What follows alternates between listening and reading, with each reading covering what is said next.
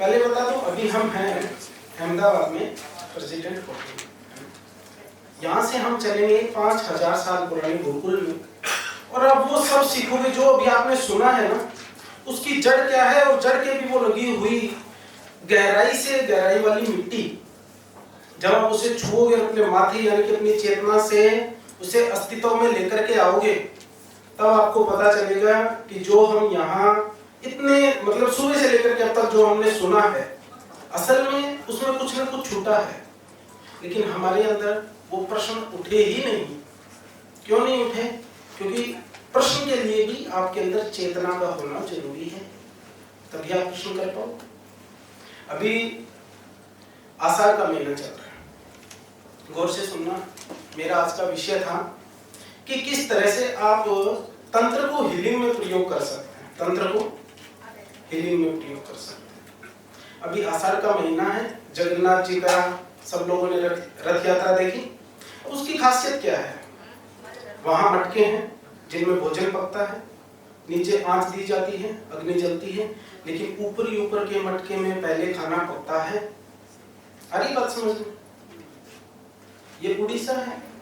अब यहाँ से थोड़ा दूसरी साइड चलो, माँ कामाख्या, यानी ये बात किसकी चल रही है? मटके हैं, ऊपर का मटका गर्म होता है, जबकि आग कहाँ चल रही है? नीचे। यानी जगन्नाथ जी ऊर्जा को ऊपर से नीचे की तरफ प्रभावित करते हैं। इतनी बात आ गई समझ में? ऊर्जा को क्या करते हैं? ऊपर से नीचे की तरफ प्रवाहित करते हैं। अब बात आती है माँ कामाख्या की, जहां अभी क्या चलेगा? तंत्र महोत्सव या गुप्त नवरात्रे, है ना? हाँ, तो अभी वहां क्या है? वो तो बात करते हैं चेतना से नीचे की तरफ, यानी कि आपकी ऊर्जा का प्रसार आपके ब्रह्मरंध्र से आपके हृदय की तरफ होगा, और माँ कामाख्या के वहां आपके गुप्तांग से लेकर के आपके हृदय चक्र तक ऊर्जा का विस्तार होगा। बात आ रही है समझ में? हम पूरे भारतवर्ष की बात कर रहे हैं, हम बड़े रूप से छोटे रूप की तरफ जाएंगे। जगन्नाथ जी में ऊर्जा का विस्तार ऊपर से नीचे की तरफ होता है, और इन्हीं दिनों के अंदर माँ कामाख्या के वहां ऊर्जा का प्रसार नीचे से ऊपर की तरफ होता है। अब हम बात करते हैं तंत्र की। जो विषय अब शुरू होता है, तंत्र बड़े ही गौर से सुनना। मेरा विषय जैसे मुझे बताया गया कि ये लाल किताबें ऐसे बोल के इंट्रोड्यूस करवाया, बात उनकी भी ठीक है। ध्यान रखें, जिस गुरुकुल से पढ़े हैं वहाँ हर चीज, हर विषय, हर सब्जेक्ट पढ़ाया गया, और वहां से जो हम सीखें उसका एक छोटा सा रूप आप लोगों के सामने रखेंगे, बड़े ही गौर से सुनें। तंत्र का मतलब क्या है? हमने विज्ञान की किताबों में पढ़ा है, पाचन तंत्र, परिसंचरण तंत्र। तंत्र मतलब सिस्टम। हमारा शरीर एक सिस्टम है, ये होटल भी चलता है तो एक सिस्टम से चलता है, माइक भी काम कर रहा है एक सिस्टम से काम कर रहा है, सिस्टम है ना? सिस्टम का मतलब तंत्र। लेकिन उस तंत्र को बांधने के लिए एक यंत्र की आवश्यकता होती है, यानी कि हमारा पूरा शरीर, सारे अंग मिलकर के एक दूसरे से यंत्र की तरह काम करते हैं। लेकिन फिर उन यंत्र और तंत्र को आपस में बांध के रखने के लिए प्राणवायु चाहिए। वो पाश्चात्य संस्कृति वाले बोलते हैं ऑक्सीजन। ऑक्सीजन बोला तो क्या मीनिंग निकला? कोई मीनिंग नहीं निकला। कोई साइंटिस्ट उस पर नाम रख दिया ऑक्सीजन। लेकिन हमारे यहाँ प्राणवायु बोलो तो उसके बहुत मतलब निकलता है। प्राणवायु का मतलब क्या हुआ? आपके शरीर के अंदर 7 चक्र हो, आपकी ओरा मंडल में 7 रंग हो, ये बात हम सब जानते हैं। लेकिन वो जो हम हीलिंग करते हैं वो बाहर की है। हम काम कर रहे हैं ट्रांसफार्मर पर, हमें ऊर्जा के स्रोत पर काम करना है। क्या हम यहाँ सारे मरीज हैं क्या? नहीं है। हम समाज में उतर के तो डॉक्टर की तरह काम करते हैं, वो तो हमें आता है। अगर हम खुद को इतना मजबूत कर लें, सूर्य की चेतना से भर लें, तो हमें जरूरत ही नहीं है बाहर की क्लीनिंग की। आपके अंदर ओरा कौन सी कैसे बनेगी? साइंस वाले पढ़ाते हैं कि जब आप बुरा सोचते हो तो ये वाले हार्मोन रिलीज होते हैं। हम कहते हैं भैया जब आप ये वाले विचार या इस तरह की थॉट प्रोसेस में जाते हो तो आपके अंदर के इस तरह के प्राण कमजोर हो जाते हैं और इस तरह की बुराइयां ज्यादा प्रभावी हो जाती हैं। यहाँ तक बात आ रही है समझ में? अब जब हम इस तंत्र को दिशा और मकान के साथ समझते हैं, बड़ा ही गौर से सुनना, यहाँ से पूरा का पूरा ज्योतिष और सारी की सारी विद्याएं एक तंत्र में बन जाएंगी। जब हम दिशा का भूमि के साथ संबंध करते हैं तो यही तंत्र वास्तु बन जाता है। जब हम इसी तंत्र को हमारे शरीर के ओरा को ग्रह नक्षत्र के साथ जोड़ते हैं तो जन्म कुंडली बन जाती है। जब इसे हाथ की रेखाओं के साथ और अपने मस्तिष्क के विचारों के साथ, जैसे हम बोलते हैं ना कि ये स्त्री तत्व का है, ये पुरुष तत्व का है, इधर आपकी सूर्य नाड़ी चलती है, इधर चंद्र नाड़ी चलती है, जिसका ये वाला ब्रेन काम करेगा तो इस हाथ पे रेखाएं होंगी, ये वाला ब्रेन काम करेगा तो इस हाथ पे रेखाएं होंगी। जब हमने ये जोड़ दिया तो हस्तरेखा नाम का एक तंत्र बन गया। तंत्र का मतलब व्यवस्था, और उस व्यवस्था का अध्ययन करना, हम उस तरह के क्षेत्र में रहते हैं। ठीक इसी तरह से पूरे शरीर के जब आप 7 चक्रों का अध्ययन करते हो तो वो बात आती है कि आप कितने बीमार हो, आप कितने स्वस्थ हो, आप कितने चेतना से परिपूर्ण हो। बीमार का मतलब क्या है? आप एक बात याद रखें, आपके पास पैसे नहीं है, आप उधार ले सकते हो, बैंक भी लोन दे देगा। आपके पास मकान नहीं है, किराए पे जा सकते हो, लेकिन आपके पास अगर प्राण नहीं है, चेतना नहीं है, कोई उधार दे सकता है क्या? लेकिन आप एक चीज याद रखो, मर्यादा पुरुषोत्तम भगवान श्री रामचंद्र जी अब तक के सबसे बड़े हीलर। किसी के श्राप स्वरूप अहिल्या क्या बन गई थी? पत्थर की बन गई थी, उसे फिर से हील करके वापस नारी में परिवर्तित कर दिया था। तो दुनिया के सबसे बड़े हीलर कौन हुए? श्री रामचंद्र जी। ध्यान रखें, श्री रामचंद्र जी को हम क्या बोलते हैं कि वो सूर्यवंशी हैं। क्या है? सूर्यवंशी हैं, यानी कि सूर्य, यानी कि बात आती है चेतना की, तो चेतना से परिपूर्ण कौन है? भगवान श्री रामचंद्र जी। कृष्ण से गलती हो सकती है, कृष्ण ने गलतियां करी भी हैं, सबको पता है, तो फिर वो खुद ही कहते हैं कि आप मुझसे गलती हुई है, मैं भुगतने के लिए तैयार हूँ। वो है चंद्रवंशी, यानी मन से गलती हो सकती है। इतनी परिपूर्ण है हमारी आध्यात्मिकता की व्याख्या। बात आ रही है समझ?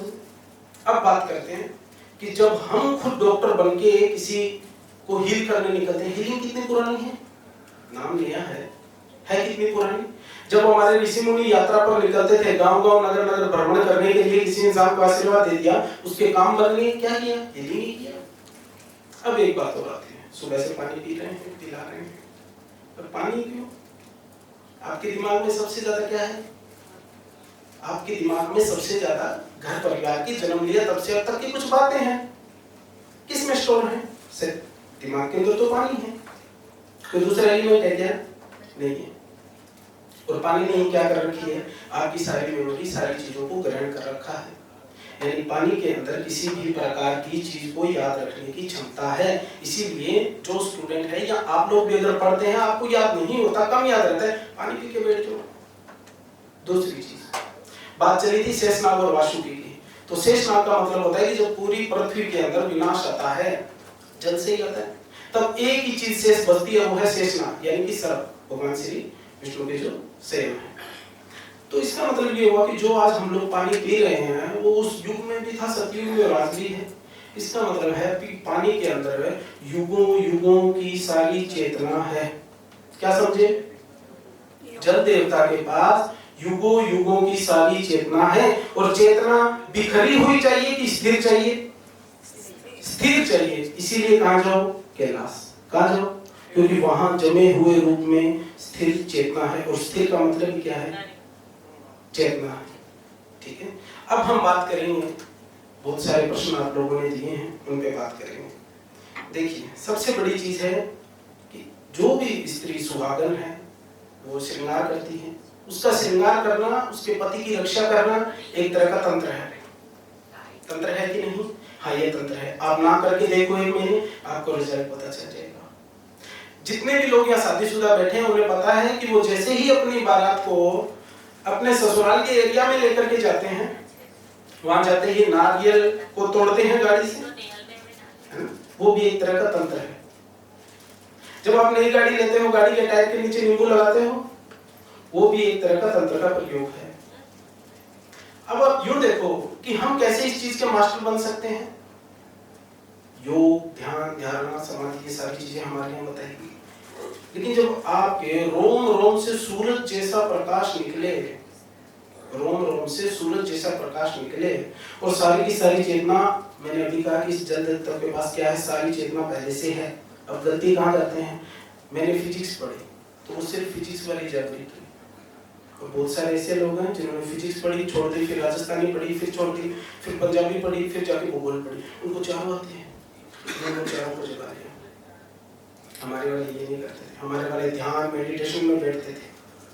विज्ञान वालों को सिर्फ इतना पता है कि ये पत्ती है, इसके अंदर की ये संरचना है, लेकिन हमारे यहाँ के ऋषि मुनि ये बता देते थे कि ये पत्ती के अंदर ये वाले गुण हैं, ये वाले दोष को खत्म कर सकती है, ये वाली पीड़ा को मिटा सकती है, इस रस को बढ़ा सकती है, इस दुर्गुण को बढ़ा सकती है। इसलिए कुछ पौधे घर में लगाने के लिए मना है और कुछ ही लगाने के लिए लाभकारी बताए जाते हैं।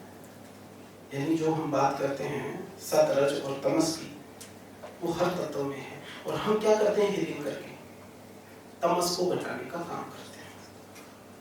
अगर हम सात्विकता के सोर्स नहीं बने तो हम समाज के अंदर जाकर के वाकई में वो काम नहीं कर सकते जो काम हमने अपने बोर्ड या विजिटिंग कार्ड के ऊपर लिखा होता है। अरे बात समझ में? अब हम उस प्रोसेस की बात करेंगे कि तंत्र की स्थापना कैसे करें और किस तरह से हम अपने जीवन को इतना सुव्यवस्थित बना लें कि कम से कम हमें तो किसी चीज की जरूरत ना पड़े और जो हमारे पास आए, जो लक्ष्य लेकर के आया है, उसे वो चीज मिल जाए। कुछ चीजें हैं, रिकॉर्ड हो जाएगी, आपको मिल जाएंगी। तंत्र की स्थापना हमेशा गणपति करते हैं। तंत्र की स्थापना कौन करते हैं? गणपति। और उसका रक्षण करते हैं अग्नि देवता, क्योंकि श्री रामचंद्र जी के आने से पहले हनुमान जी का जिक्र कहीं नहीं था, इसलिए अग्नि देवता और हनुमान जी के आने के बाद वो काम कौन करता है? स्वयं हनुमान जी करते हैं। किसके कहने पर करते हैं? गणपति के कहने पर करते हैं। इसीलिए आप देखोगे गणपति को भी सिंदूर चढ़ता है और हनुमान जी को भी क्या चढ़ता है? सिंदूर चढ़ता है। गणपति केतु के हैं, हनुमान जी मंगल के हैं, इसीलिए ज्योतिष शास्त्र में कहा कुंजवत केतु, यानी कि ये दोनों एक दूसरे के जैसे हैं। चीजें कहां से कहां कनेक्ट हो रही है, दिख रहा है? आपके मंदिर से आपके शास्त्रों तक कनेक्ट हो रही है। यानी जो व्यवस्था है उस व्यवस्था को समझो। अब हम बात करते हैं कि आपने देखा कि यार मेरा तो बहुत अच्छा चल रहा था, फलाने रिश्तेदार ने नजर लगा दी होगी। क्या लगा दी होगी? नजर। ध्यान के लिए दो चीजें जरूरी हैं, एक प्रेम बताया था और एक ध्यान बताया था।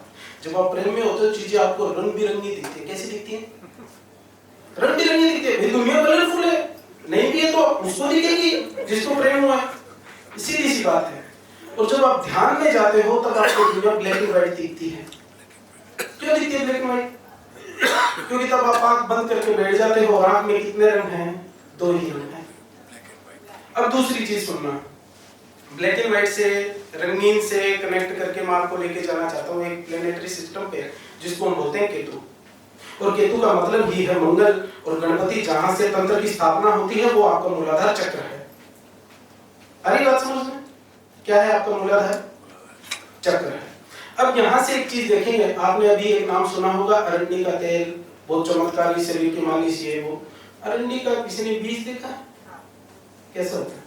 वो भी ब्लैक एंड व्हाइट या ब्राउन कलर का नहीं होता, थोड़ा थोड़ा, यानी चितकबरा होता है, हम ये बोल सकते हैं। और हम ज्योतिषी हैं इसलिए हम जानते हैं कि चितकबरे का मतलब केतु होता है, यानी वो भी किसका है? केतु का है। और हल्का होता है कि वजन। और जब आप चेतना से परिपूर्ण होते हैं आप हल्के होते हैं कि भारी? हल्के होते हैं। जब आप ध्यान करने बैठ जाते हो आप हल्के हो जाते हो, और जब मर जाते हो तो भारी हो जाते हैं। जितने पहले नहीं थे उससे भी ज्यादा भारी हो जाते हैं। अरे बात समझो। जब हम सूर्य और चंद्र नाड़ी की बात करते हैं तो एक बात याद रखना, सूर्य का मतलब हमारे अंदर की चेतना जो हमें जिंदा रखेगी। इंसान मर गया इसकी क्या पहचान है? हम डॉक्टर नहीं है, मर गया कैसे पता करेंगे? शरीर ठंडा पड़ गया, कैसे पता करेंगे? शरीर ठंडा पड़ गया। सूर्य नाड़ी हमें जिंदा रखती है और चंद्र नाड़ी हमें मृत्यु की तरफ लेकर के जाती है। तमस यानी भगवान शिव से संबंधित है। इतनी बात है समझ में? अब दूसरी चीज देखना, जाकर के इंटरनेट के ऊपर डेथ रेट जो है ना सालाना, वो चेक कर लेना। जिन कंट्रीज के अंदर बर्फीले इलाके हैं जहां पर ये चंद्र नाड़ी काम करती है वहां ज्यादा डेथ रेट है और यहाँ कम है। और यहाँ भी जब सूर्य देव 7वीं राशि में नीच के हो जाते हैं नवंबर दिसंबर का टाइम, तब यहाँ पर भी ग्रोथ डेथ की जो रेट है वो बढ़ जाती है। यानी आपको बीमार और खत्म करने का काम कौन करता है? ठंडा काम करता है, नमी करती है। और आज क्या लगा के बैठे हैं? हर जगह एसी, एयर कंडीशनर है ना, और खाना भी कैसा खाएंगे? ठंडा होगा। तो आपके बीमार होने के चांसेस, तो आप एक सोर्स तो बने ही नहीं लोगों को चेतना देने के, कहां से आप काम करोगे? अगर आपको यूं है कि मैंने हवाई का हिलर बन के घूमना है तो घूम लो, तांत्रिक बन के घूम लो, लेकिन आप वास्तविक में नहीं हो। आप खुद जानते हो। ध्यान रखना, किसी चीज की गति होती है ना, तो वो गति बता देती है इसके अंदर का सिस्टम कैसे काम कर रहा है। आ रही बात समझ में? अब देखें, अगली चीज हम बात करेंगे पंच तत्व, पंच ऊर्जा। अच्छा, नमक सूर्य चेतना है। नेगेटिव एनर्जी के लिए किसका प्रयोग करते हैं? नमक का। नमक, बहुत सारे लोग अलग अलग तरह की विचारधारा रखते हैं कि कोई नमक शनि का बताता है, कोई सूर्य का बताता है। आप लोगों को बता दूं कि मान लीजिए जो चीज सबसे ज्यादा देर तक जिसके संपर्क में रहती है वो चीज उसी की है। नमक किसको सुखा करके बनता है? सूर्य की रोशनी में सुखा करके बनता है, और सूर्य का एक एक अंश उस नमक में विद्यमान है। अगर आप वो नमक लेकर के आए पहाड़ का तोड़ करके, तो वो शनि का है, लेकिन अगर आप समुद्र का नमक यूज करते हैं वो किसका हुआ? सूर्य का। इसीलिए चेतना यानी सूर्य की चीजों का इस्तेमाल किया जाएगा जब भी आपकी नेगेटिविटी को खत्म करेंगे। टॉयलेट बाथरूम में वास्तु के लिए नेगेटिव एनर्जी दूर करने के लिए बताते हैं, तो नमक हुआ सूर्य का, और चीनी या कांच के बर्तनों में रखो तो चीनी या कांच के बर्तन बुध हुए। सूर्य बुध बन करके मंगल नेक यानी मंगल की एक एनर्जी बनती है जो अच्छा काम करती है। राहु यानी टॉयलेट को नियंत्रित करती है। बातें कनेक्ट कहां से हो रही है दिख रहा है क्या? यहां से उठाई और यहां कनेक्ट हो रही है। ये एक तंत्र की पूरी व्यवस्था है। जब तक आप इसे नहीं समझते, इसको इस हिसाब से ही प्रयोग में करना है जिस हिसाब से इसे बनाया गया है। इसमें कोई तोड़फोड़ नहीं, कोई रिसर्च नहीं, क्योंकि जिन लोगों ने हमें ये लिख करके दिया है, लाखों करोड़ों सालों की रिसर्च वो कर चुके हैं। हमें सिर्फ बताना है और लोगों को लाभ देना है। इसके अलावा हमारा कोई दूसरा उद्देश्य नहीं होना चाहिए। अब अगली बात करते हैं। हमारे शरीर के अंदर 3 तरह के दोष हैं। एक ऐसा दिन आता है शीतलाष्टमी का, चैत्र के महीने में आता है। चैत्र का महीना मतलब भगवान श्री रामचंद्र जी का, लेकिन उसका जब कृष्ण पक्ष आएगा तो शीतलाष्टमी आएगी, और उस दिन हम बास्योड़ा यानी कि रात का बासी भोजन खाते हैं। अब इन्होंने कहा ना, कैंसर के लिए या डायबिटीज के लिए रात का बासी भोजन हम खा सकते हैं। क्यों? क्योंकि शीतलाष्टमी को ये जो 3 तरह की दोष हैं हमारे शरीर के अंदर, ये तीनों संतुलन या साम्य की अवस्था में होते हैं। तो क्या हम ये मान लें कि अगर हम अष्टमी को पकड़ करके चले तो तीनों दोषों के अंदर साम्य अवस्था बन सकती है? तो मैं कहूंगा हाँ, बन सकती है। जब हम बात चेतना की, सूर्य की, सूर्यवंशी की कर रहे हैं, तो हमें एकदम जूम करके सूरज को देखना पड़ेगा, और हम नहीं देख सकते, साइंटिस्ट लोग देखते हैं। तो वो बताते हैं कि सूरज को जब जूम करके देखा गया तो उसके अंदर की जो आकृति है वो अष्टकोणीय है। आप जाके नेट पे सर्च कर लीजिए कैसी है। सूरज के अंदर की जो आकृतियां हैं वो अष्टकोणीय हैं, और वहां से निकलती हैं सूरज की किरणें, जिनको हम मंगल बोलते हैं। पृथ्वी पर ये कहां है? पृथ्वी पर मधुमक्खी का छत्ता अष्टकोणीय है, उसमें से निकलने वाले शहद को हम मंगल बोलते हैं।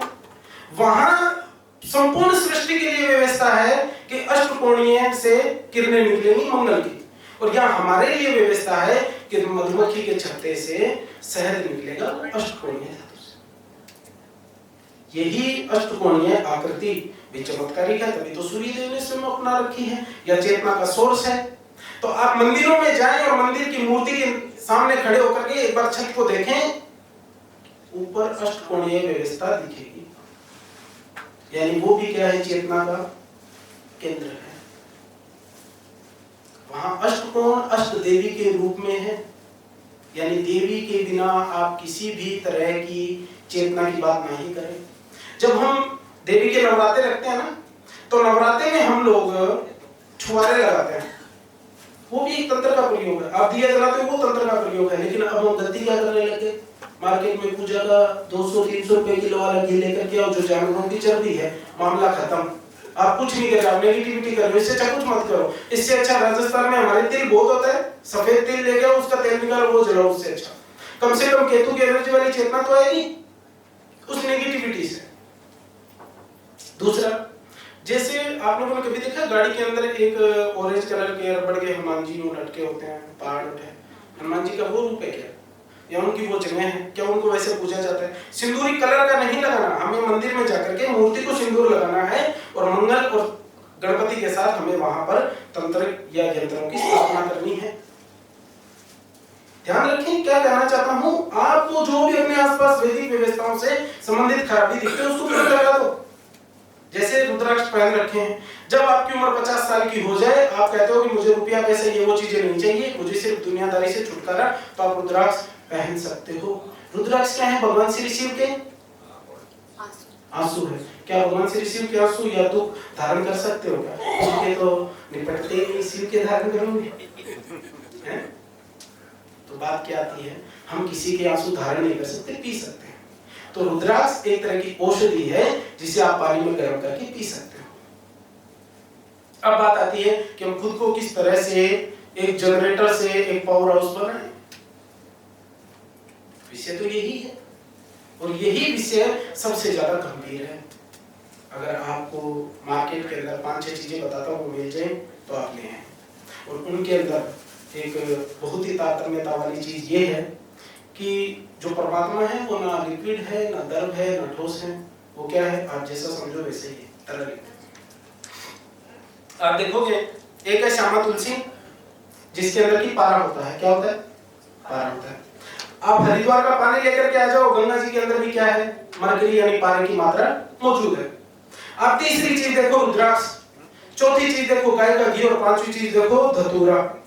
ये 5 तरह की चीजें हैं। इन 5 तरह की चीजों को अगर आपने अपने जीवन में अप्लाई करना सीख लिया कि कैसे इस्तेमाल करें, तो आपसे बड़ा मतलब आपको कुछ करने की जरूरत नहीं है। आप यहाँ बैठे हो, आप फलाने के घर जाकर के काम करके आ जाओगे। हमें करना क्या होता है? आप आ जाओ वैसा क्या जो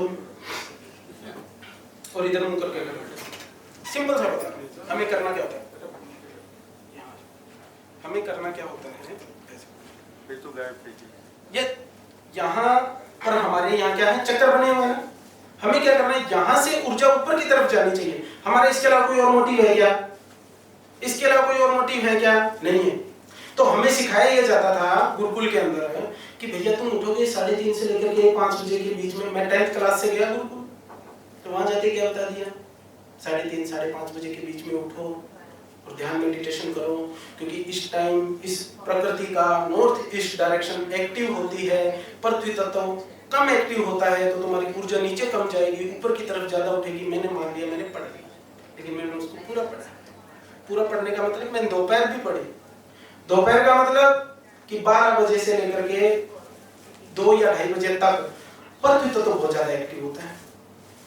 मैं तो उठ नहीं सकता, लेकिन मैंने ये कह दिया सर 3 महीने में आपको ये वाला रूट जो है वो एक्टिव करके दिखा दूंगा। आ रही बात समझ में?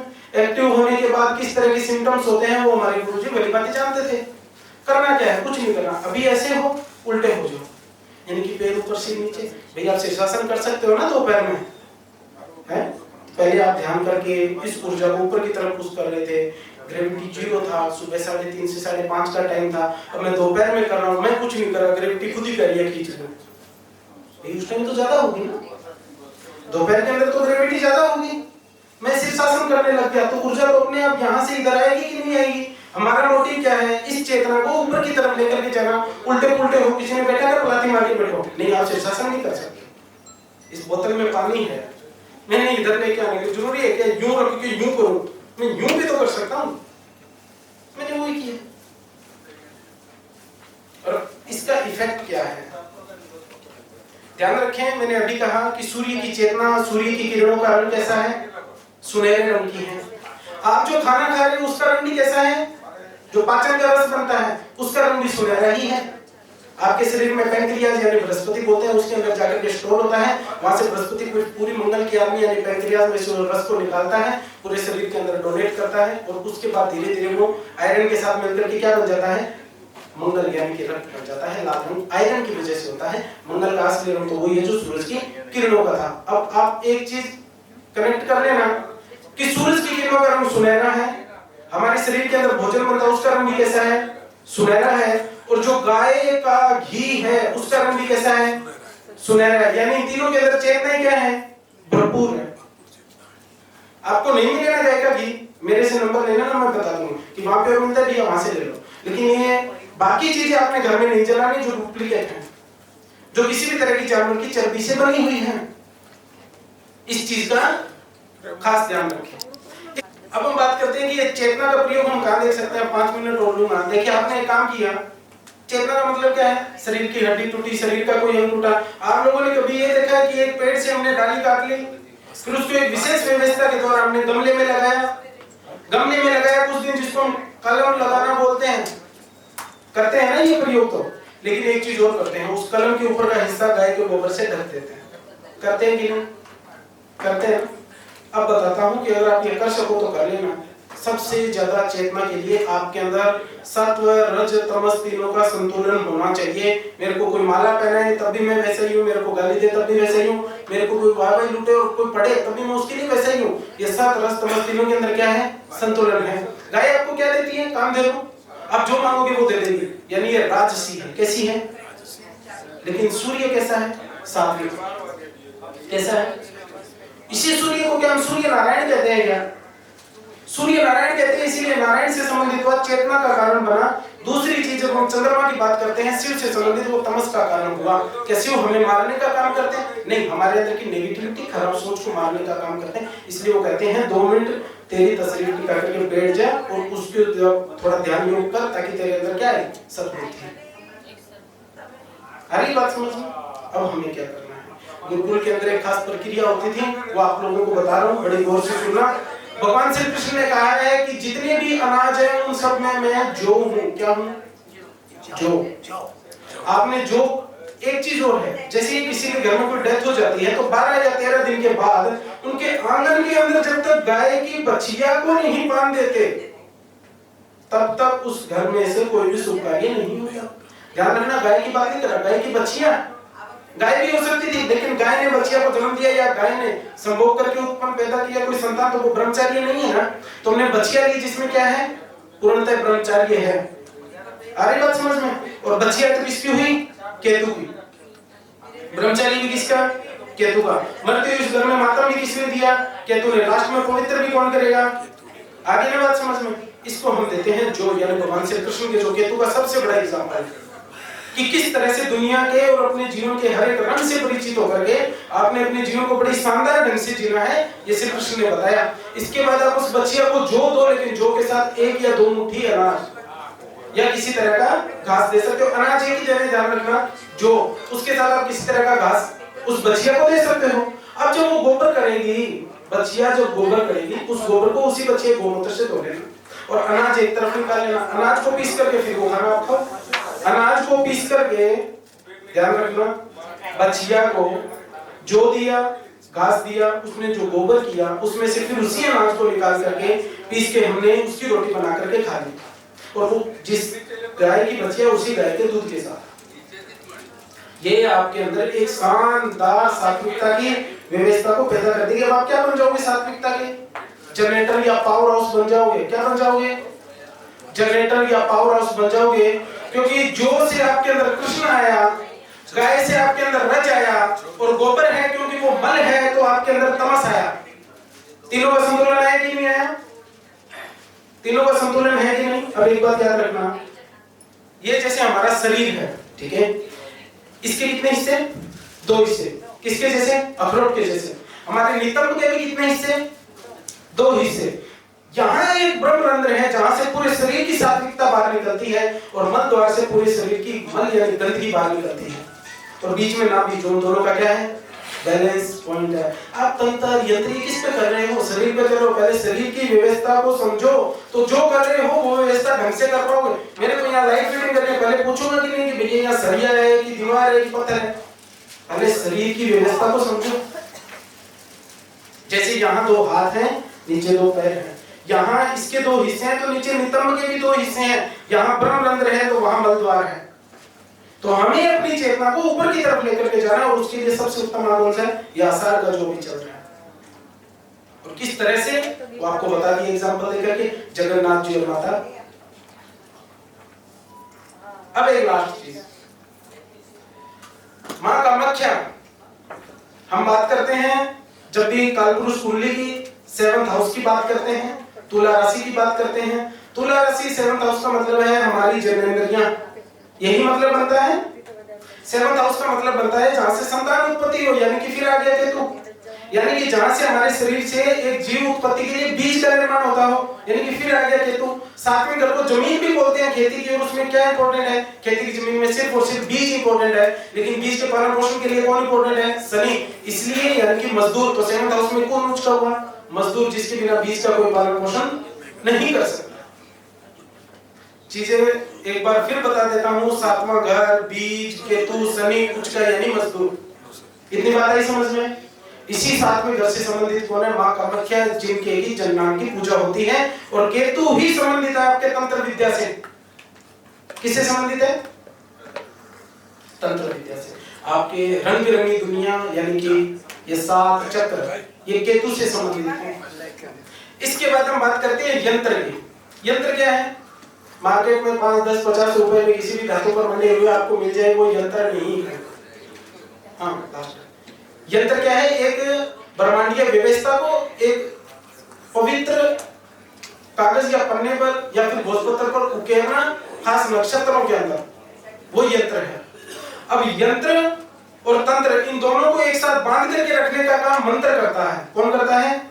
मंत्र करता है। इसीलिए थोड़ी देर पहले जो बुद्धिज्म की जो बता रहे थे मेडिटेशन, उन्होंने कहा कि वो एक कुछ सारणी है, उसके अंदर इतने 2.5 लाख 4.5 लाख मंत्र व्यवस्थित है। यानी ध्यान रखना, 3 चीजें हमेशा एक साथ काम करती है, जिसको हम तंत्र, मंत्र और यंत्र कहते हैं। और ये संपूर्ण व्यवस्था का सबसे बड़ा रूप है। इसी में से सारी विद्याएं निकली है। वो आप कर रहे हो, मैं कर रहा हूं, दुनिया को कोई और इंसान सीख रहा है। तो जब तक आप अपने शरीर की व्यवस्था और अपनी चेतना को उच्चतम स्तर की नहीं बना सकते, तब तक आप दूसरे लोगों को हील नहीं कर सकते। हील करने का मतलब है दूसरे इंसान की आत्मीयता को ऊपर लेकर के जाना। अब बात आती है इस आत्मीयता को खत्म कौन करता है? आपके अंदर की कामुकता खत्म करती है। आजकल हम लोग क्या करते हैं? घर के अंदर गाय पालते हैं कि कुत्ता पालते हैं?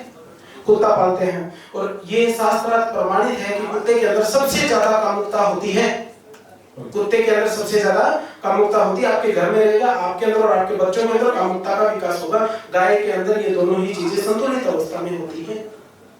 इसलिए जब भी आप लोगों को किसी भी तरह की फाइनेंशियल या हेल्थ की प्रॉब्लम हो, अपने आसपास की गौशाला में जाओ। सौगंध खाते हो? काली गाय की खाते हो, सफेद गाय की खाते हो? अपने कभी भी बोलते हैं ना कि काली गाय की सौगंध, तो काली गाय की सेवा करो और लाल गाय की सेवा करो। ये जो व्यवस्था है तंत्र मंत्र यंत्र वाली, इस व्यवस्था को फॉलो करो, तो आप एक क्या बन जाओगे? प्रकाश या उस ब्रह्मांडीय ऊर्जा के खुद एक स्रोत बन जाओगे। रोम रोम में से सूर्य का प्रकाश निकलेगा, फिर आप जो चाहो, जिसको चाहो हील कर सकते हो। आज के लिए इतना ही। Thank you.